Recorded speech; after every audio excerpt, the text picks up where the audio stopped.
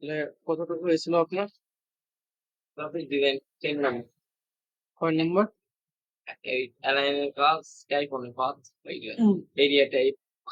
প্রথমে area type, টাইপনের path আর অ্যালাইন, এই তিনটা গ্রাফিক ডিজাইন 10 নম্বর। আজকে আমরা দেখব vertical type tool, vertical area type tool, vertical type on a path tool, touch type tool. ঠিক আছে? ওই কথা। টাইপ হ্যাঁ, টুলের অংশ। হ্যাঁ, টাইপ টুলের অংশ। এবং এর পাশাপাশি আমরা দেখব হচ্ছে পেইন্ট ব্রাশ টুল এবং ব্লক ব্রাশ টুল। ঠিক আছে? হুম? আর কিন্তু এটা শেয়ার নেই, ডাইরেক্ট সেকশন নিচে কি বেটা আছে, এটা বেটা নিচে ওইটা শিওর আরে শেখানো হয়নি? না। আচ্ছা, এটা হচ্ছে লেসো টুল। আচ্ছা, প্রথম আমরা লেসো টুলই দেখি তাহলে। লেসো টুল। লেসন আচ্ছা, লেসো টুলের কাজটা কি? আমরা বেশ কয়েকটা অবজেক্ট এখানে তৈরি করলাম। অল্টার চেপে ধরে কপি করতেছি, কন্ট্রোল ডি দিলাম, তাহলে অনেকগুলো কপি হলো। ঠিক আছে? ওইটা ধোয়া আসবে, কন্ট্রোল ডি দিলে অনেক হবে। হ্যাঁ, আবার কন্ট্রোল ডি অল্টার অল্টার ধরে কপি করলাম, কপি করার পর কন্ট্রোল ডি। ঠিক আছে? এটা তো কেবল জান। আচ্ছা, তাহলে আমরা এটাকে শিফট অল্টার ধরে ছোট করলাম। ঠিক আছে? এখন মনে করো যে আমরা তো এই লেসো টুল দিয়ে মনে করো যে যে অবজেক্টের উপর আমরা দিয়ে ঘোরায় নিয়ে যাব, দেখো সেই অবজেক্ট সিলেক্ট হয়ে যাবে। এখন তুমি চাইলে যে কোনো কালার এখান থেকে পরিবর্তন করে দিতে পারো। এটা ঠিক লেসন আছে? টুলের কাজ। হ্যাঁ, এখন মনে করো যে ওর এরিয়ার মধ্যে এই কয়টা ঘর পড়ছে, এখন এই কয়টা ঘরের তুমি কালার পরিবর্তন করবা। ঠিক আছে? এখন মনে করো যে এই লেসে টুল দিয়ে এই কয়টা কালার আমি পরিবর্তন করব। দেখো এই কয়টা কালার তুমি চাইলে পরিবর্তন। খাবার দাওয়া করা না, তাই না? হ্যাঁ, খাবার দাওয়া করে না, কিছু করা যায় না। কিসের কালার ব্যবহার করেন? তুমি গাঢ় তুমি লেসে টুল দিয়ে যখন সিলেক্ট করবা তখন তোমার অটোমেটিক কালার অপশন এখানে আসছে। এখন তোমার ডাবল ক্লিক করে যে কোনো কালার তুমি দিতে পারো। ডাবল বলতে ঠিক আছে? তাহলে লেসে টুলের কাজ বুঝতে পেরেছো? বুঝতে পারছি। এটা হচ্ছে লেসে টুলের কাজ। লেস করে দাগ যাবে, হুম। শেপটা সিলেক্ট হবে। হ্যাঁ, এখন মনে করো যে এই লেসে টুল দিয়ে ধরে আমি এখান থেকে ধরে এই কর্নার থেকে ধরে আবার এর উপর দিয়ে নিয়ে যাব। তাহলে দেখো যে কয়টা উপর দিয়ে যাবে ওর সেই এরিয়ার কটা মধ্যে সিলেক্ট সেই কয়টাই তোমার সিলেক্ট হয়ে যাবে। ঠিক আছে? উপর থেকে কভার পরিবর্তন করা যাবে না। যে কোনো জায়গা থেকে তুমি কালার পরিবর্তন করতে পারবে। ঠিক আছে? ওকে, তাহলে বুঝা গেছে লেসে টুলের কাজ। লেস করে আচ্ছা, তাহলে আমরা এটাকে কেটে দিলাম। টাইপগুলোর অংশগুলো আচ্ছা, এখন টাইপ টুলের মধ্যে আমাদের কি আছে? যে টাইপ অন এ পার্ট টুল, এটা দেখানো হচ্ছে। এটা হয় ভার্টিক্যাল টাইপ, আমরা ভার্টিক্যাল টাইপ সিলেক্ট করলাম, দেন এখানে ক্লিক করলাম। কেটে দিয়েছি, হ্যাঁ? ব্যাস। এখন দেখো শিফট অল্টার ধরে বড় করতেছি। এখন তুমি লেখো, ডাবল ক্লিক দিয়ে সিলেক্ট করলাম, GRAPHIC, গ্রাফিক্স ডিজাইন। তাহলে এটা কি হচ্ছে? ভার্টিক্যালি হচ্ছে না? অনেক ক্ষেত্রে আমাদের টি শার্ট ডিজাইনের ক্ষেত্রে ভার্টিক্যাল দিয়ে লেখার প্রয়োজন পড়ে, তখন আমরা এভাবে গ্রাফিক ডিজাইন। আপনারই কাজ জানা। হ্যাঁ, ঠিক আছে? তাহলে ভার্টিক্যালি লিখলাম এখানে। এবং ভার্টিক্যালের পর ভার্টিক্যাল এরিয়া টাইপ, আমরা যখন একটা এরিয়া নিলাম, হুম, এরিয়া নিলাম, এরিয়ার মধ্যে থেকে আমরা কি করবো? Vertical area type. যখন দেখো প্রত্যেকটা লেখা ভার্টিক্যাল বরাবর আসছে, আসছে না? এটাকে যদি তোমরা রোটেট নাও, তো দেখো লেখা কিন্তু ভার্টিক্যালি থাকছে। বুঝতে পারছো? আচ্ছা, রোটেট নিলেও হ্যাঁ, রোটেট নিলেও ভার্টিক্যালি থাকবে। যদি তুমি এটাকে ক্রিয়েট আউটলাইন করো, তারপর তুমি রোটেট করো, তাহলে দেখো পুরোটা আবার আগের মতো করে ঠিক হয়ে গেছে। ঠিক এটা আছে? আউটলাইন না ছাড়া ঠিক করে দেবেন। না, ওকে, তাহলে ভার্টিক্যাল টাইপ করে গেল। এখন আমরা দেখবো vertical type on a part two. Type on a part two এর কাজ কি ছিল? এর আগে আমরা টাইপ মানে পাতে কাজ শিখে এখন হ্যাঁ, টাইপ অন এ পার্ট মানে কি? সিরিয়ালে গেছে। আর যখন তোমার vertical type on a part two মানে পাতের মধ্যে ভার্টিক্যাল দিয়ে হবে। তো দেখো একটা যদি আমরা কিছু ড্র করি, আমরা এখান থেকে vertical type on a part টুলে ক্লিক করে দেখো, পেস্ট করে দিলাম। গ্রাফিক্স ডিজাইন, ঠিক আছে? এরকম ভার্টিক্যালি আছে। তুমি স্ট্রোক বাড়াই দাও, মাঝে মাঝে ঠিক আছে? হয়ে গেছে? মাঝে মাঝে এগুলো লাগে না। ভার্টিক্যাল টাইপ টুল এগুলো লাগে না। শিখে থাকে সব আচ্ছা। শিখে থাকে। এখন আমাদের যেটা করতে হবে টাচ টাইপ। আমরা এখান থেকে সাপোজ ধরো আমরা কিছু লিখলাম। টাইপ টুল দিয়ে আমরা কিছু লিখলাম। ডিজাইন, জি, জি। ঠিক আছে? এটাকে আমরা শিফট অল্টার ধরে বড় করব। ঠিক আছে? এখন দেখো এই টাচ টাইপ টুলের কাজ। টাচ টাইপ টুলের কাজ হচ্ছে যে ফন্টটাকে না ভেঙে তুমি পরিবর্তন করতে পারবা। যেমন ধরো এই টিটাকে সিলেক্ট করে উপরে নিলা, এই জিটাকে একটু সরে নিচে নিলা, আইটাকে একটু সরে উপরে নিলা, এসটাকে একটু বড় করলা, ঠিক আছে? এটাকে একটু নিচে দিলা। এভাবে মূলত তুমি ডিজাইন করতে পারবা। এটা টাচ টাইপ হুম। এটা। এখন যেটা তুমি সেটা দেখো, বড় ছোট করা যায়। হুম হুম, মানে মানে সেটা ফন্টটাকে মাউসে না ভেঙে। না ভেঙে ওই টাচ মাউসের হুম, সাবজেক্টে টানলে হ্যাঁ। এখন তুমি যদি এটাকে সিলেক্ট করে অন্য ফন্টে পরিবর্তন করো তাহলে কিন্তু তোমার দেখো অন্য ফন্ট গুলো আমাদের কি ক্যারেক্টার হবে? প্যানেল থেকে হ্যাঁ, কন্ট্রোল টি দিলে ক্যারেক্টার প্যানেল হুম, আর আগে থেকে থাকলে দেওয়া যেত না। হ্যাঁ, এই যে দেখ, ঠিক আছে? এই হচ্ছে টাচ টাইপ টুর্নামেন্ট, খুবই সহজ, কোনো কঠিন না এগুলো, এটা জাস্ট একবার করে দেখলেই। কোচিং গুলা চলে গেছে। হ্যাঁ। এখন টাচ টাইপ টুল হলো, এখন আমরা কি দেখতেছিলাম আমরা? আহ ওই ওই ধরনের এই যে এটাকে বলা হয় ব্রাশ টুল। কি টুল বলা হয় এটাকে? ব্রাশটা উপর কেন ওটা শেপ বলে না? ও, এটা কোনটা শেপ?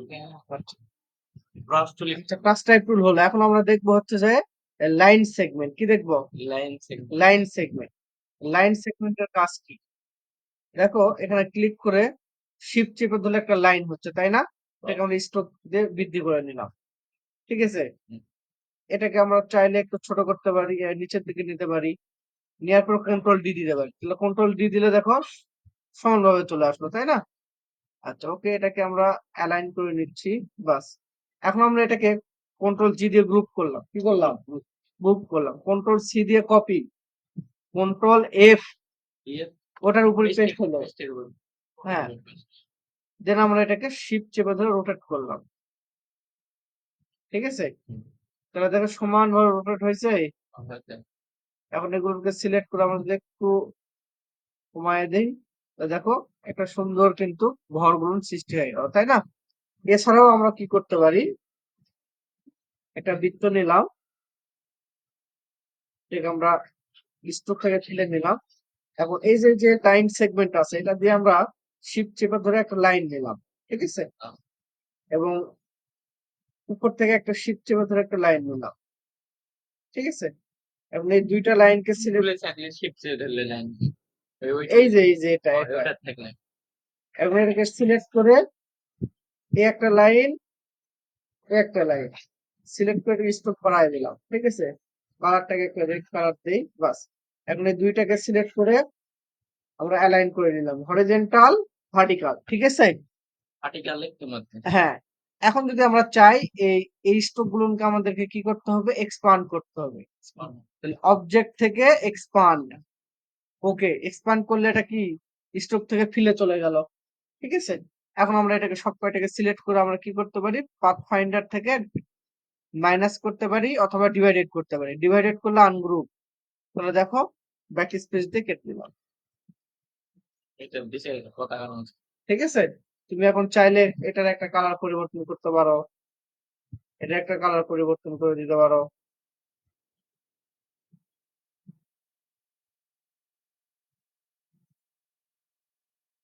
ঠিক আছে? বাস। এখন যদি তুমি চাও যে না আমি লালটা রাখবো না, তুমি চাইলে লালটাকে কেটেও ফেলতে পারো, ঠিক আছে? এভাবে আমরা কি করতে পারি? লাইন সেগমেন্ট দিয়ে তৈরি করতে পারি। আচ্ছা, লাইন সেগমেন্টে ওখানে নিচে আরো ফেলবে। আর্ক টুল, ঠিক আছে? এটাকে আমরা কন্ট্রোল জি দিয়ে গ্রুপ করে সাইডে রাখলাম। আমাদের আর্ক টুলের কাজ, আর্ক টুল দিয়ে চেপে ধরে মাউসটাকে ঘোরাবা, দেখলে সুন্দর করে একটা শেপ, বাঁকা শেপ তৈরি হয়ে যাবে, তাই না? বাস। দেখছি কম মোটা হয়। হ্যাঁ, এই শেপ মোটা করে দাও। আবার যদি তুমি চাও এটাকে বিপরীত করে নিবা, এটাকে সিলেক্ট করো, right button click, transform, reflect, copy. তা দেখো বিপরীত বিপরীত হয়ে গেল না? বাস। এখন যদি এই পাশ মোটা চিকন করতে চাও তাহলে এই দুটোকে সিলেক্ট করো, ইউনিফর্ম থেকে দেখো এটা হচ্ছে উইথ প্রোফাইল 4। তো দেখো সুন্দর করে মোটা চিকন হয়ে গেল না? হুম, এভাবে আমরা এই ডিজাইন গুলো তৈরি করতে পারি। আচ্ছা, আর যখনই কি বলেছি, স্ট্রোকে নিলে কি করতে হবে? স্ট্রোক থেকে ফিলে নিতে হলে অবজেক্ট থেকে এক্সপান্ড করতে হয়, এক্সপান্ড। ঠিক আছে?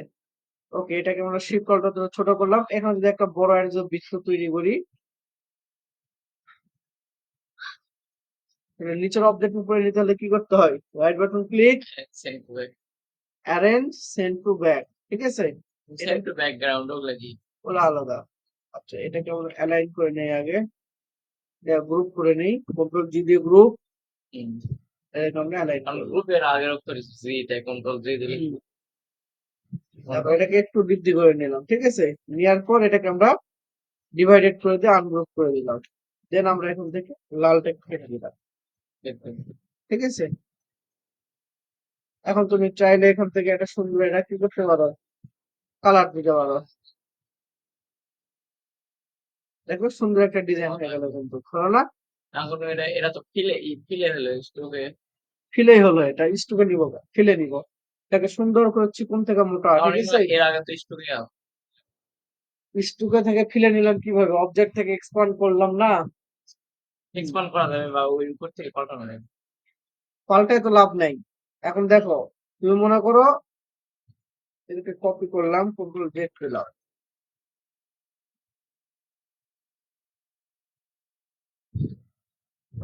আচ্ছা, স্টুক আছে না?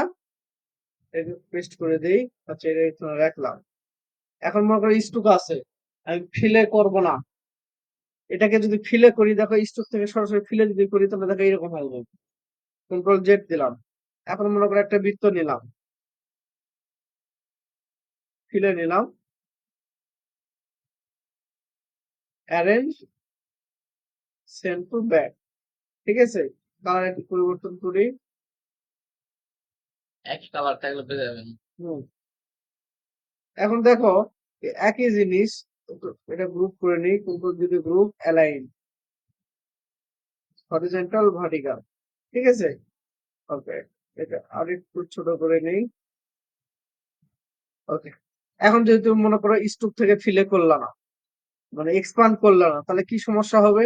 এটাকে সব কয়টাকে সিলেক্ট করে দিয়ে তুমি ডিভাইডেড করে দাও, আনগ্রুপ যদি করে দাও, দেওয়ার পর দিয়ে এখন তুমি কালার দাও। দেখো কাটে গেছে, কিন্তু এখানে যে সাদা যে ফাঁকাটা ছিল এখানে, এই ফাঁকাটা কি আছে? আর যদি তুমি এটাকে সিলেক্ট করে অবজেক্ট থেকে এক্সপান্ড করো, তাহলে দেখো অটোমেটিকলি স্টুক থেকে ফিলে চলে গেল। এখন তুমি যদি এটাকে ডিভাইডেড করো, আনগ্রুপ করো, করার পর কেটে দাও, তাহলে দেখো সুন্দর করে ফাঁকা হয়ে কেটে গেল না? এখন তুমি স্টুক করবা না করবে না, এটা সম্পূর্ণ তোমার উপর নির্ভর। বুঝতে পেরেছো? তো বুঝা গেছে এটা? আচ্ছা, তারপরে দেখে স্পাইরাল টুল। স্পাইরাল টুলের কাজ দেখো, স্পাইরাল টুল,